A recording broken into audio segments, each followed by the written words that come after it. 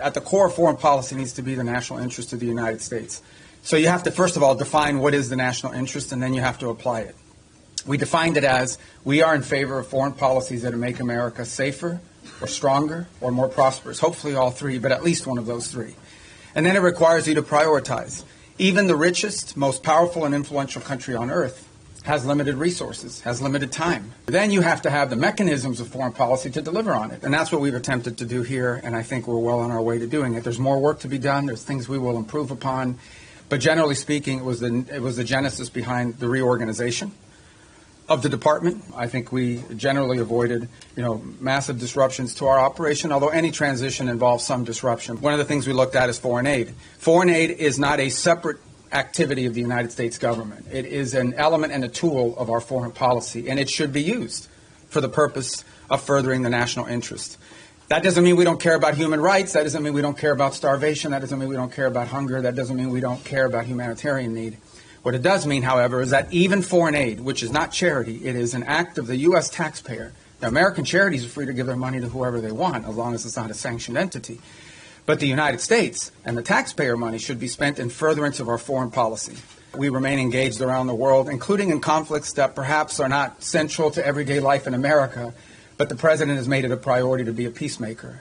Obviously, the big one was the situation with Gaza, which again is ongoing. There is now a ceasefire. There's that war is no longer going on at the scale and scope and all the things that were going on before.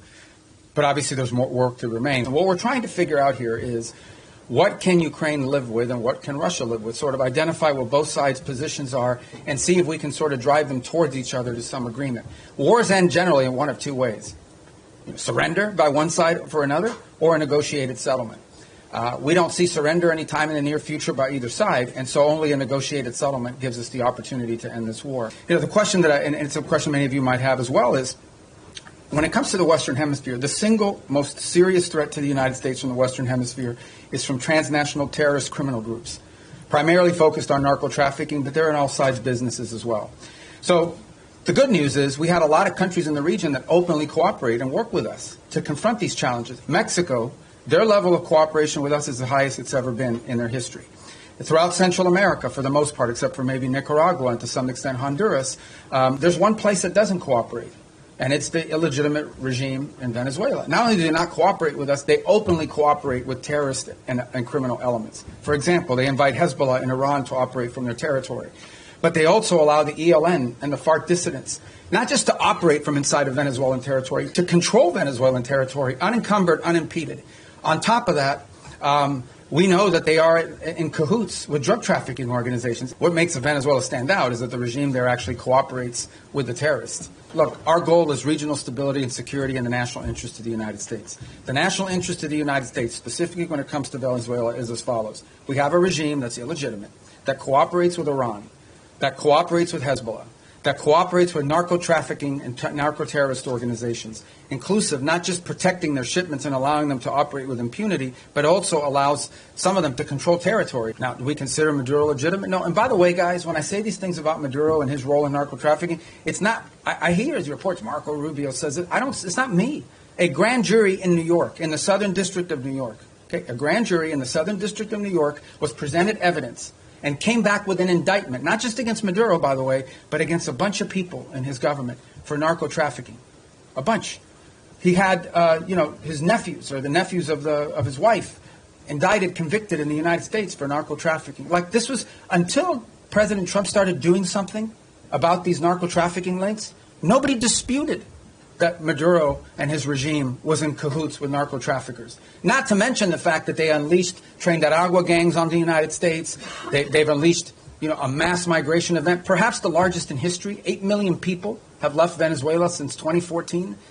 So also destabilizing all the countries in the region who've had to assume people that are fleeing this illegitimate regime. So, but nobody disputed the drug links. So that's what the president's been focused on. It is clear that the current status quo with the Venezuelan regime is intolerable for the United States. The status quo, that they operate and cooperate with terrorist organizations against the national interests of the United States.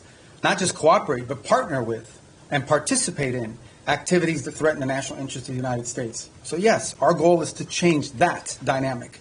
And that's why the president's doing what he's doing. Change that dynamic by ensuring that no one wants to get on drug boats anymore.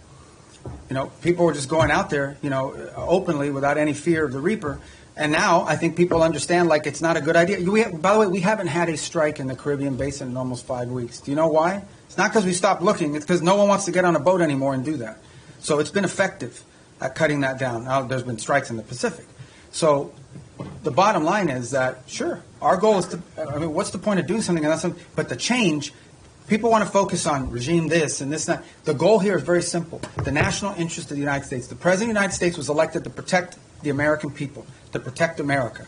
That's what he was elected to do. It's one of his fundamental promises that Donald J. Trump made when he was elected President of the United States is, I am going to protect this country. Protect us from what? From the threat of terrorism, from threats to our economy, and from threats these drug organizations and these terrorist organizations pose against the United States. In Gaza, the humanitarian situation is dire.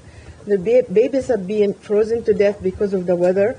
Tents have been flooded. Is there anything that the United States can do to alleviate the suffering of the civilians in Gaza? Yeah. In the case of humanitarian, absolutely. I mean, this is the reason why that group is set up there every single day. We've been successful at opening new corridors. We want to continue to see that increase.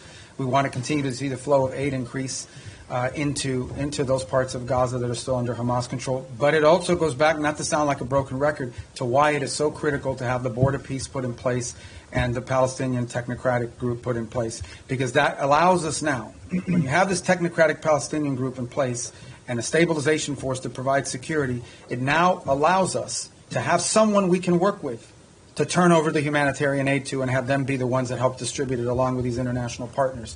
That's what the point we're trying to get to, that we can get to a point where that is, and part of the thing with humanitarian aid is also security. Someone has to provide security for these convoys as they go in, because oftentimes they have been attacked, they've been looted, they've been so forth. We don't have a force that can do that right now unless the Israelis are going to go in, and that would violate the ceasefire. But if we have a stabilization force on the ground, they could provide security. And then the technical side of it, the logistical side of it, along with the international partners, is what the Palestinian Technocratic Organization can do. That is why we are in such a hurry to finalize that phase of this deal so that the aid can flow. And not just aid, then we can move from aid to reconstruction, which is the goal everybody has. You want to reach a point at which you're not providing aid because Gaza has an economy, and it's not an economy controlled by Hamas. But we can't get to that stage until we can secure the place. And that's why we're in such a hurry to finalize that phase of the deal. Vladimir Putin had his own end-of-year press conference today. Oh, he's trying to step on my message. Yeah. His went, I think, 4 hours, so we got at least 3 hours. And he said he was willing to end the war in Ukraine. I bet you he didn't do it in Spanish. He did not. All right. Go ahead. I'm sorry. No, that's right. He said he was willing to end the war in Ukraine based on principles he had outlined last summer, and that included a complete Ukrainian withdrawal from 4 regions, most of which are not occupied by Russia, recognition of occupied Russian territory in Ukraine, and the complete lifting of sanctions. That goes beyond some of the recent conversations you've been having. So do you think Putin is serious about peace, and is the U.S. willing to recognize occupied Russian territory in Ukraine? Look, I think ultimately there is what people say, and I'm not claiming that that's not his position. I'm just saying there's what people say and then what people do. In the end, we're not going to base our approach to finding peace here on the basis simply of what people are saying. We're going to base it on what people are willing to agree to, what countries are willing to agree to. Our role is very simple. We try to understand what the Russian position, how much can they give and what do they have to have. We understand the Ukrainian position, and we try to find whether those two things can overlap. Maybe that happens this week. Maybe that happens next month. Maybe that's not ready for a few months. That's not up to us. That's up to the two sides. In the end, it's up to them to make a deal. We can't force Ukraine to make a deal. We can't force Russia to make a deal. They have to want to make a deal. The role we're trying to play is a role of figuring out whether there's any overlap here that they can agree to. And that's what we've invested a lot of time and energy and continue to do so. That may not be possible. I hope it is. I hope it can get done this month before the end of the year. I want it to end as soon as possible. I know the president is deeply committed to helping it end. I know this, though. We're the only ones that can do it. If we were not involved, no one would be talking to both sides. The UN can't do it. But who else is going to do it? Nobody in Europe can do it. So I think the one thing people should have is an expression of gratitude that President Trump is willing to continue to engage in this despite the fact that we haven't yet gotten the outcome that he hopes to have, because no one else could do it. And so that's what we're trying to do here. So this whole narrative that we're trying to force something on Ukraine is silly. We can't. There's no peace deal that Ukraine There is no peace deal unless Ukraine agrees to it. But there's also no peace deal unless Russia agrees to it. We are just trying to find whether there's common ground that we can make happen. And maybe that's not possible. Maybe it is. Maybe that's not possible right now. But we don't think our work could potentially serve as a baseline for that in the future. Maybe it is possible now. We're going to continue to test it and see where we can get to.